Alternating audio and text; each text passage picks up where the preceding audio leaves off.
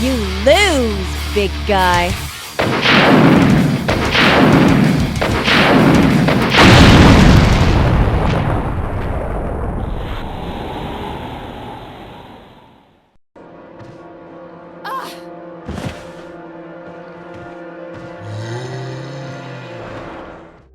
In order to progress with this video series, I found myself looking at my first analysis and seeing if there's any points that were made which could be continued and made more bulletproof with the Resident Evil 2 remake in mind.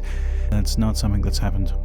Whereas in the beginning I originally spoke about how strong the opening segment of Resident Evil 2's 1998 release was, when contrast to the remake it really doesn't hold up in the slightest. So let's jump straight in with that line of thought. So for example, when I said Resident Evil 2 takes key concepts first introduced in the first game and just puts them up to 11. We can very quickly translate that into the current video in the terms of analysis. Does the Resident Evil 2 remake compare to the first Resident Evil remake? Does it take the concepts introduced in the first remake and wrap them up to 11? I'd say perhaps, maybe. But I'm probably going to have to show my working and I don't even own a calculator. Did they let you use phones in schools now?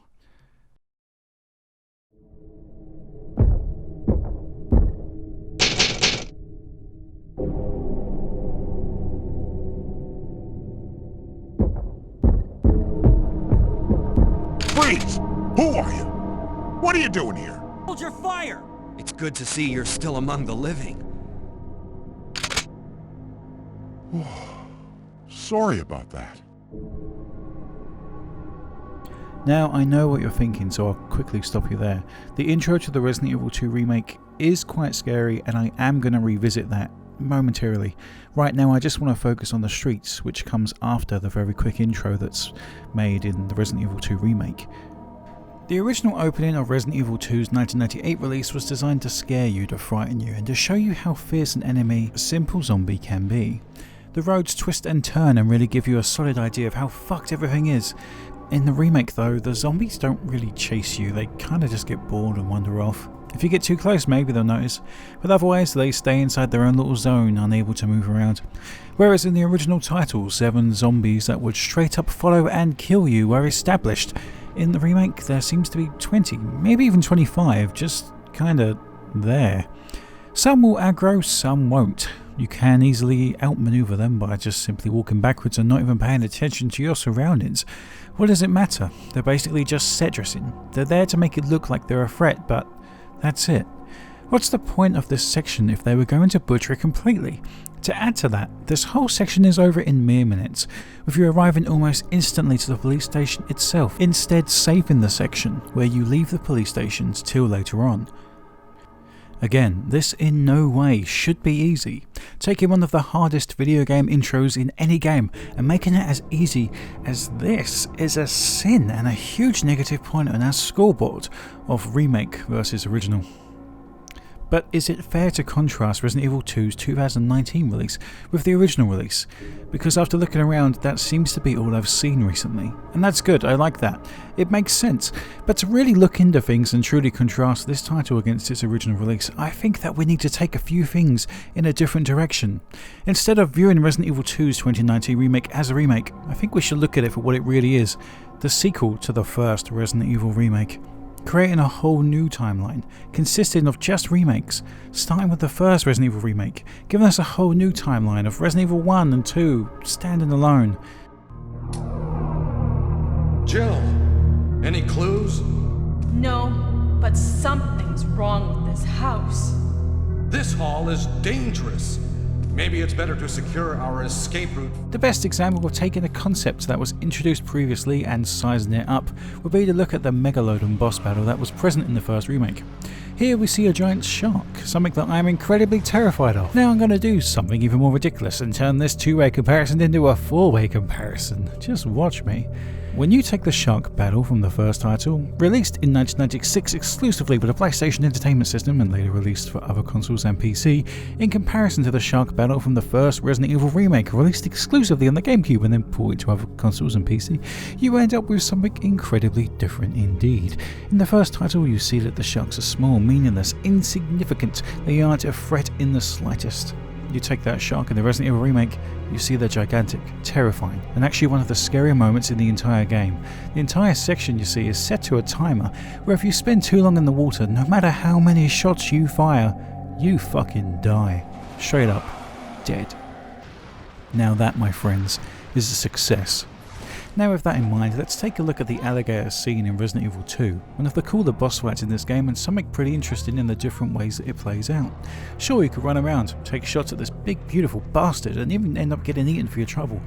Or you could run away, kiting and forcing this gigantic enemy to follow you down this long hallway.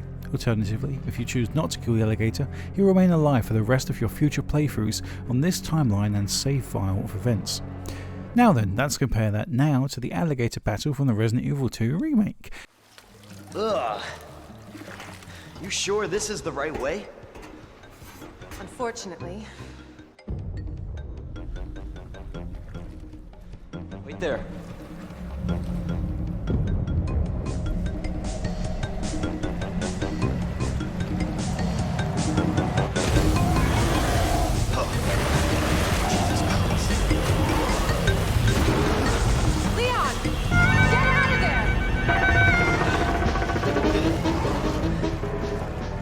See where I'm going with this.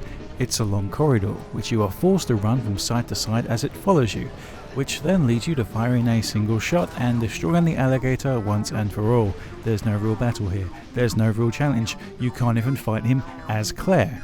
It's an incredible visual and the monster itself does look fairly beautiful. There's even a slight foreshadowing minutes earlier, and we are even given some talk on the monster and the event by Ada and Leon, which we didn't have previously. So in comparison from Resident Evil 1 to the remake to Resident Evil 2 to the second remake, how did the second remake fare? Well, it's definitely better than the first Resident Evil title, Sharks, that's for sure. But then the alligator itself in Resident Evil 2 is already better than the sharks in the first title, so that's a given. How does the alligator in the remake compare to the sharks? Well, considering it's literally over in a matter of seconds, just like my sex life, compared to the shark scene, which actually forces you to revisit an area and extends the scare and the dread for a further moment, I totally give this one to the shark in the remake. And no, this isn't nostalgia speaking. I didn't even own a GameCube. GameCubes are for geeks. I can't say it. Now, when it comes to the alligator, which battle is more memorable? I've got to go with the original, and this time that may be a little bit of nostalgia coming through. But who else is going to remember this alligator scene in the future? It's just a Crash Bandicoot style chase, the same kind of event that we all hated when it was done in Resident Evil 6. So why should it get a pass here? I'm not saying it's a bad segment at all, but when compared to the first remake and the original titles, the second remake's alligator battle comes in third place, behind the shark in the original battle with the alligator. Now, keeping in mind my rant previously about how much I hate the lack of a zapping system, where your decision in the original Resident Evil 2 actually plays into your future playthroughs, this is not present in this alligator battle as seen in the Resident Evil 2 remake. The alligator does not appear in the B playthrough for whatever reason. You do not have the option to leave the alligator alive, and you do not get to experience this from a different point of view. Therefore, when compared to the original remake, which gave us a completely new spin on something that was previously little and making it huge, well, they definitely made the alligator stand out.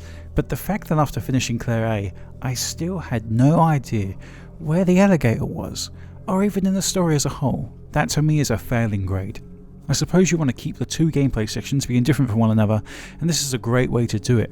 But the fact that you'd isolate a boss fight to one playthrough, that being Leon A or B, and never bringing it into Claire's story is rather a strange decision. Also, upon further research, I also found out there's totally a boss fight in Resident Evil 6. So fuck it, let's contrast it. God, I really don't know what to say about it. Is the shark battle in Resident Evil 6 better than the boss battle in Resident Evil 2's remake Alligator? No, and I actually really don't want to deal with that, because Resident Evil 6 is awful and I don't want to talk about it. I just want to sit here and pretend that it's no longer canon. Let's not talk about Resident Evil 6 ever again. Nobody, just forget it ever existed. I can't. I'm sorry, GameCube owners. Such I don't know. I can't say it.